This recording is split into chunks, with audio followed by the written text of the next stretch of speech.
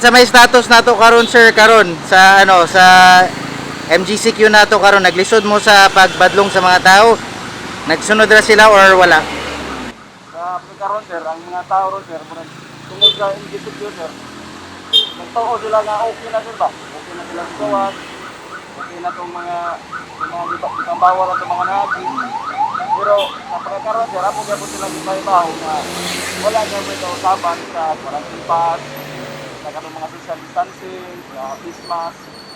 Mga gabo sir, ako gabo dito sa MGCQ. Nagtuo man sila og wala na sir. Tungod sa MGCQ. Karon ako nagabon lang sa ibaw sir nga ora gabon wala may kausaban. Okay.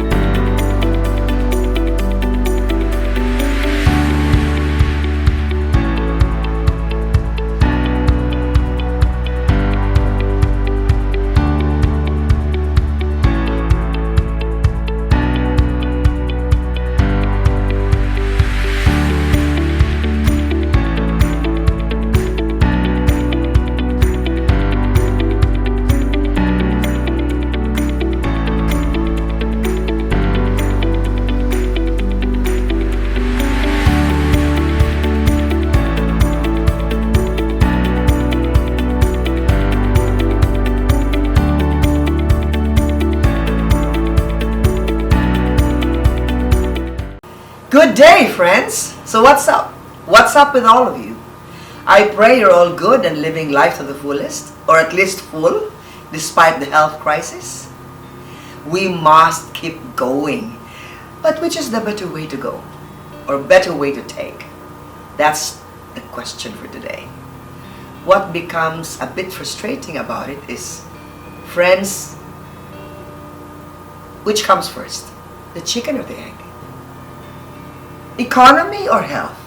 Which should we prioritize? These are both very important in our lives. We need both to survive this crisis too, right? And so today, friends, we intend to get to the bottom of this.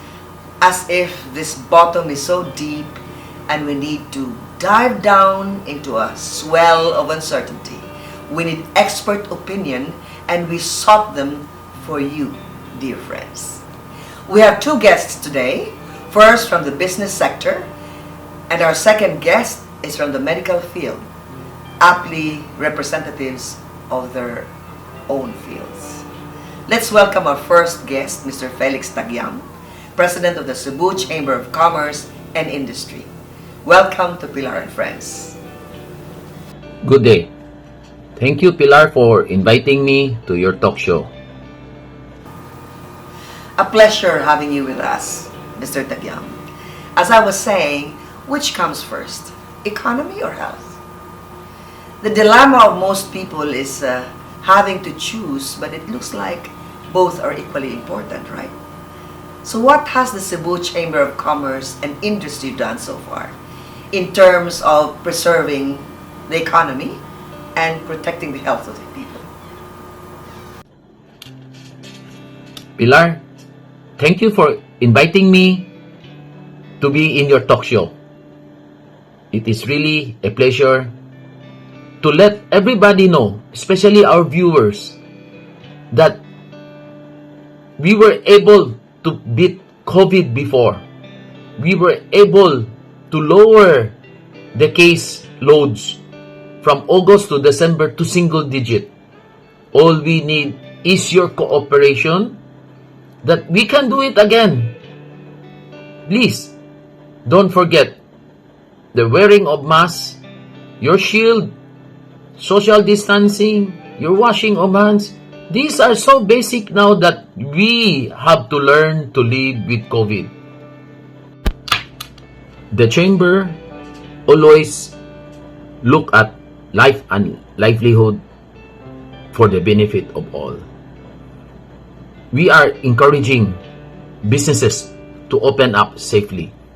We, together with the Project Balikbuhay, has been doing a lot of teachings that everyone and every company that open up should do the work safe protocol. You have to redo, reboot, repurpose your own work safe protocol in the office. Before, we don't have what we say like cubicles. Right now, look at the offices and stores nowadays. Even in grocery stores, you have to line up.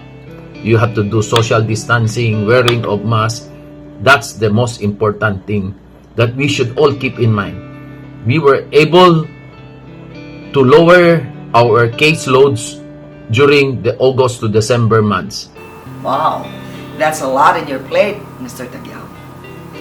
So, how about the Chamber's plans? What are the immediate ones?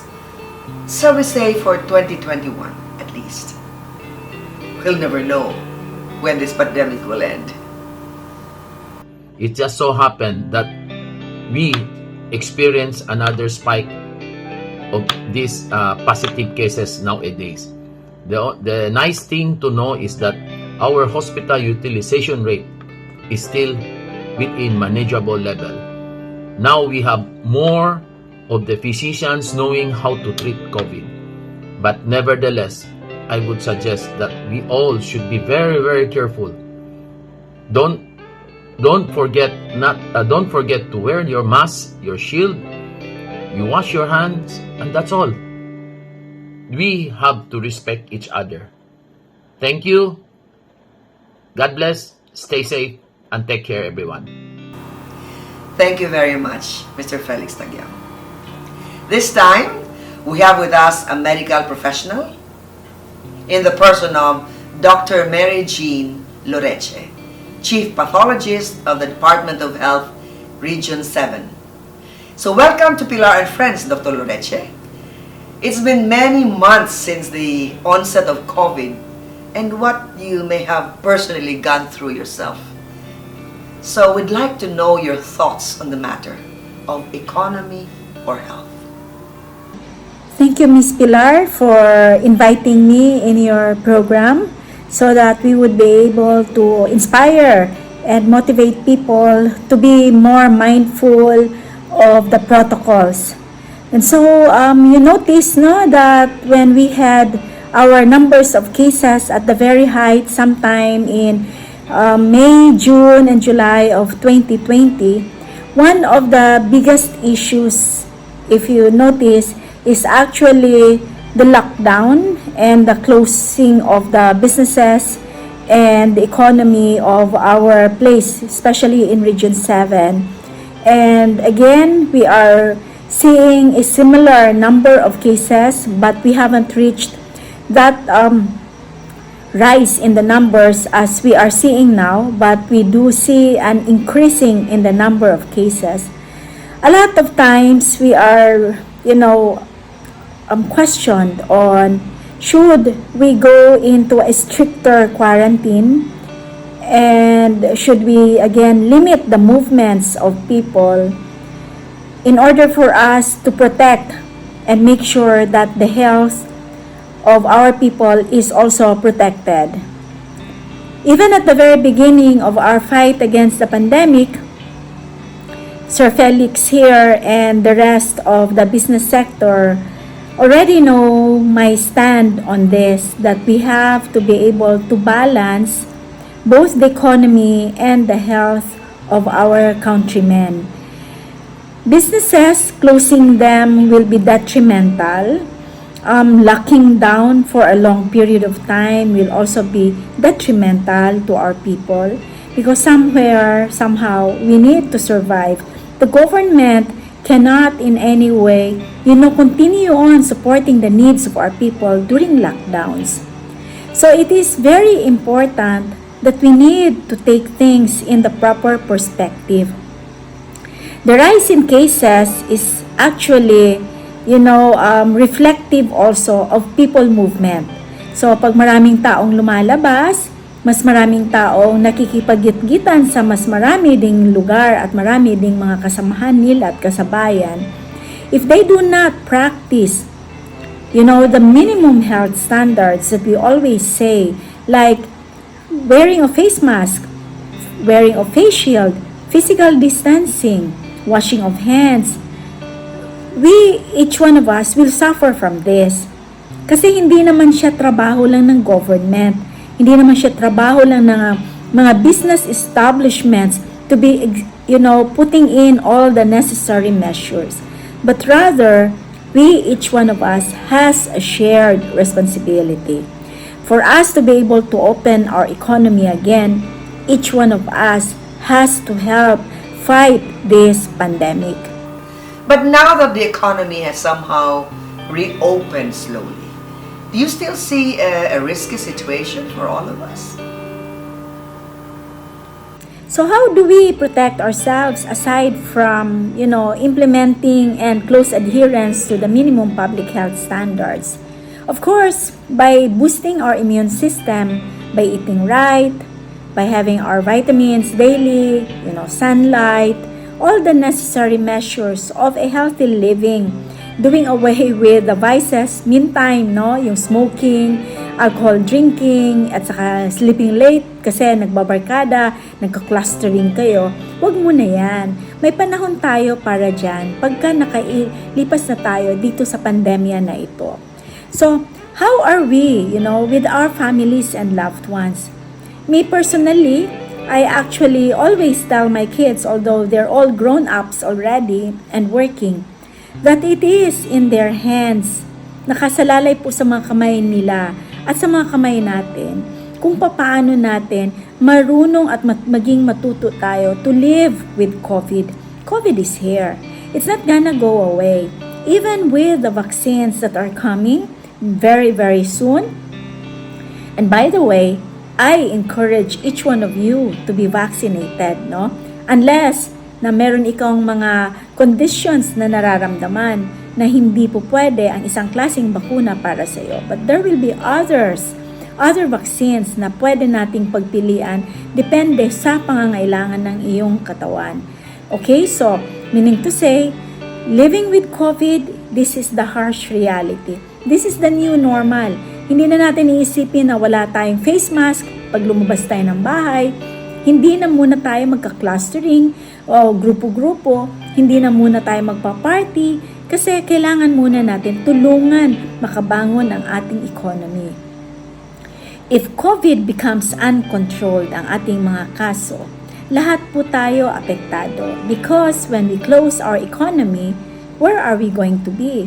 Ang ating mga kabataan, paano ang kanilang pag-aaral, paano ang kanilang pangangailangan. And so I believe na again, COVID is here to stay. It's gonna be like a flu later when the vaccines are already there. COVID is a way of life. And we, each one of us, meron tayong sariling mga responsibilidad. So tulungan po natin para mabuksan muli ang ating ekonomiya, makabalik muli sa face-to-face classes ang mga kabataan. Do you know that the impact on mental health, on our children, locking them up in their homes, being unable to really go back to school is also very high? So let us all help each other. Kaya po natin itong tulukan, itong coronavirus na to. Kapag lumabas ang bakuna, magpabakuna tayo at tulong-tulong din tayo. Ituloy ang ating laban against the pandemic by sharing the responsibility. Again, thank you so much, Miss Pilar, for giving me this opportunity to encourage our people to be able to cooperate with each one of us. Hindi po ito trabaho lang ng gobyerno o kaya ng mga business sectors. Tulungan po natin ang bawat isa sa atin. Yes, I definitely agree about this being everyone's concern. So there we have it, two expert opinions about which is which, economy or health. It looks like there has to be a very good balance of the two. And this is the way we should go. With our daily lives or with our daily living, a definite balance. It may also work with all other aspects of our lives. This needed balance. Everything in moderation, nothing in excess. Thank you very much to our guests, Mr. Felix Tagyam and Dr. Mary Jean Loreche. Thank you. Well, we hope that you have enjoyed our episode today and that your questions have been answered. In these trying times, let us never forget that God is our refuge. The book of Psalms 27 verse 5 says, "For in the day of trouble, He shall hide me in His dwelling. He shall keep me safe in the shelter of His tabernacle and set me high upon a rock." Thank you for staying tuned to us today. Join us again next week for another informative and exciting episode. Have a great week ahead, friends.